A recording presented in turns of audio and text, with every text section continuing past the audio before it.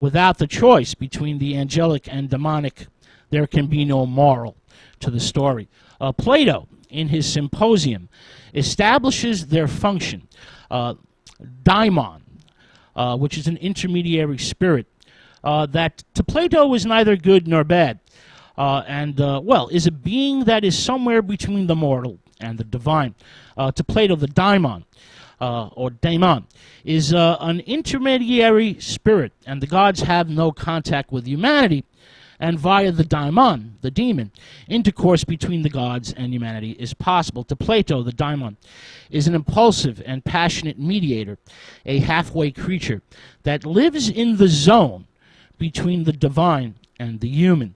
In the Old Testament, there are very diverse views about demons, with the angelic and demonic being flexible and often interchangeable, while in the New Testament, the references to demons become more numerous, and the attitudes towards them, becomes more unified.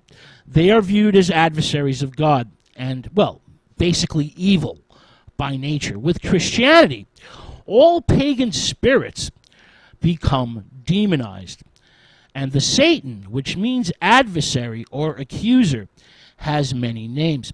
Now, for example, in Mark, a demonic spirit is asked, "What is thy name?" And the spirit answers, "My name is Legion, for we are many." Demons become the servants of Satan, the ultimate adversary of the Lord, with the power to deceive and torment. The fertility deities or divine beings of the Old Testament have in essence been expelled from their heavenly home for sinning against God. This is in the book of Genesis.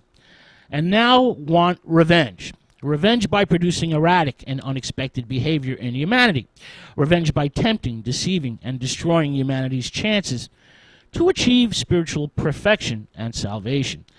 This shift, or evolution of the demon from servant of God to adversary of the Lord, takes hundreds of years.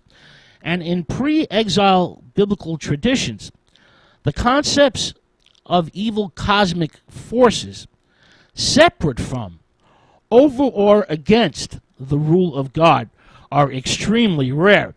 It is not until the 3rd and 2nd centuries BC, the Second Temple literature period, that the first examples of an adversary of God and humanity begin to turn up, with a variety of figures and names that are all regarded as the archenemy of God. Names like Mestama, Semyaz, Belial, and Baalzebub. These names begin to appear. Belial, this occurs 24 times in the Old Testament, and even more frequently in pseudo-apocryphal texts, Jewish literature from the Greco-Roman period, and even once in the New Testament. Belial is utilized to describe wicked and worthless characters who are often idolaters. This is in the book of Deuteronomy. The name Baalzebub, which was the god of the Philistines and Phoenicians, whose priests gave oracles, looked into the future by the buzzing sounds of flies, comes to be used for the leader or ruler of the demons during this Greco-Roman period. Baalzebub, in Hebrew, translates to the Lord of the Flies. In Aramaic, it means the Lord of Dung. By the Second Temple period, there are two primal personifications: God, which is good, and, Baalzebub, which is evil. And an elaborate demonology begins to enter Jewish folklore. For example, several species of demon enter the Jewish imagination. The mysterious Mazakin, who are often invisible and always harmful. Then you have the Shadim, who are wild, hairy, and horned beings that eat and drink just like people do, and basically have human features, but are made recognizable by their lolling tongues and extra wide mouths. And you also have the Serim, another hairy goat-like species of demon, whose king is Azazel. Azazel is a type of archdemon who dwelled in the desert. Now, the book of Leviticus describes Azazel as a corrupt, evil, and powerful adversary. In the book of Enoch, as well as Islamic lore, Azazel has fallen from heaven and lusts after mortal women. And this archdemon also reveals eternal secrets to mankind. Angels are sent to bind him up in a cave, and he will remain there till judgment day. But perhaps the most powerful of the Satans in ancient Jewish tradition is Samael, the poison angel, the chief of the Satans, the prince of the demons, and the angel of death. Samael and, his rebel angels are cast down from heaven as a punishment for his jealousy and pride. And by his envy and malice, all evil, all sin comes into the world. But there is a divine purpose to all this unpleasant nastiness. Now, by permission of God, Samael exercises an influence over humanity, testing the good and chastising the bad. The demon seduces men and leads them upon the path of wickedness. He torments and possesses men by inspiring them towards evil intentions. Samael is filled with rage like a roaring lion and is intent upon destroying and betraying humanity. His great power and malice is restrained or kept under control by the Lord, who sets a limit to Samael's power. Samael is the great enemy, the seducer, tempter of humanity, an envious archdemon and malicious opponent of God. But he is also the servant of God, for this apostate angel and chief of the rebels is a necessary factor in the scheme of things. God gives humanity free will, reward or punishment for all our actions. People have the freedom to choose good or evil and exercise that free will, either by obeying or transgressing the commands of the Lord. In rabbinical writings, the origins of Samael, the chief of the Satans, is linked directly to Adam and Eve and the apple incident. The poison angel objects to God's creation of man and is cast out of heaven, plots against humanity, travels to earth, uses the serpent, and starts the fall by tempting Eve. By the apocalyptic writings period, Samael becomes interchangeable with Azazel of the desert. The archdemon is given a distinctive profile, 12 wings instead of 6, and he exists to cause destruction and bring humanity to sin and death. Samael battles God in order to become the subject of human worship. But remember that at this point of time, Satan is not a name, but a title, an office in the celestial court or council of the Lord.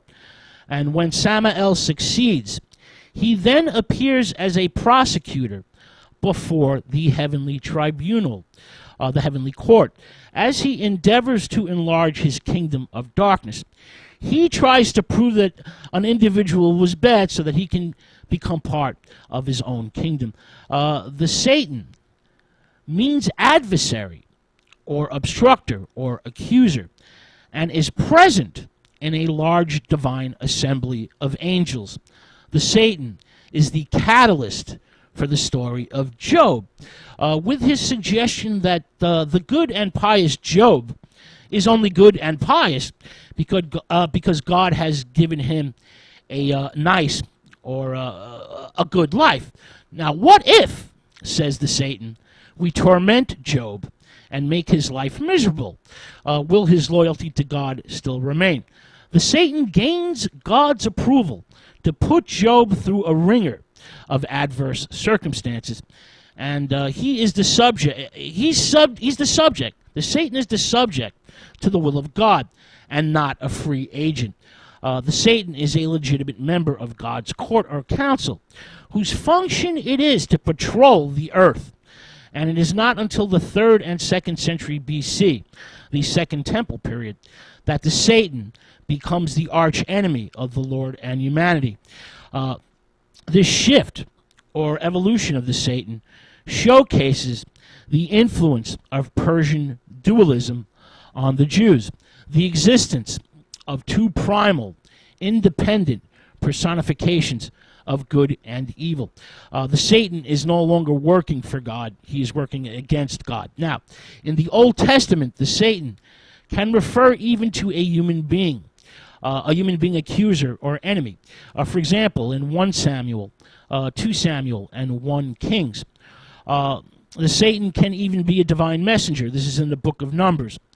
Now, along with the book of Job, chapters 1 and 2, the book of Zechariah, chapter 3, verses 1 through 17, and the book of Chronicles, number 1, chapter 21, verse 1, literally charts the evolution of the concept of Satan that, eventually culminates in a single archenemy of the Lord.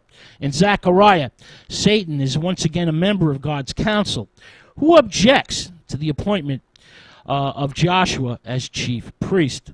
To the Satan in Zechariah, all officials, all judges, all prophets and priests have soiled or defiled what is sacred and have done violence to God's law. In 1 Chronicles, Satan becomes a type of personification of the Lord's anger and strikes the kingdom of David with famine and plague. So, Satan becomes associated with evil and misfortune, and yet the Satan whose first appearance is in the book of Numbers, he's still a messenger of God and is not yet a single personality. It is not until the famous temptation of Christ in the desert in the New Testament that the archdemon evolves into a powerful and independent entity. Christ resists temptation, this is in the book of Matthew, and overcomes Satan's, rather persuasive offers. Jesus has the power to evict demons from their human hosts.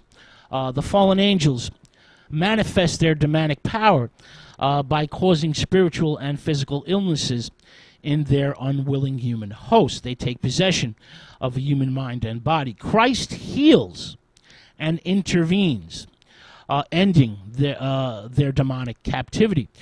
Christ shares his power over the demons with the disciples. This is in Luke, who continue his work after his crucifixion and resurrection. This is in Acts of the Apostles.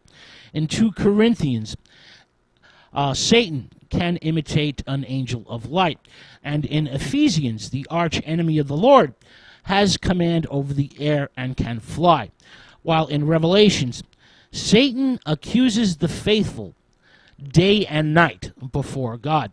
The book of Revelations, equates Satan with the dragon and merges pagan ancient myths about gigantic primordial beasts who wreak havoc on God's creation. His destiny in the book of Revelations is to be cast into the lake of fire. But even in the New Testament, Satan still has many names. Beelzebub, the tempter and prince of demons. This is in Matthew. Beliar in 2 Corinthians. The evil one in John. And Apollyon in Revelations. It is not until the Council of Braga in 563 AD that the official Christian view of Satan is established. The Council of Braga denies Satan's independent origin and his creation of the material universe. This happens as a type of